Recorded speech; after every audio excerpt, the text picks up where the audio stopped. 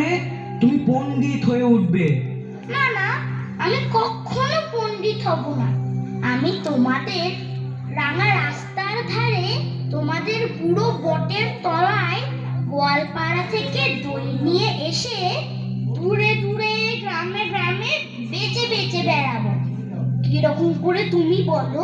দই দই দই, ভালো দই, আমাকে সুরটা শিখিয়ে দাও। হাই পোড়া কপাল, এ সুরও কি শেখবার সুর? না না, ও আমার শুনতে খুব ভালো লাগে।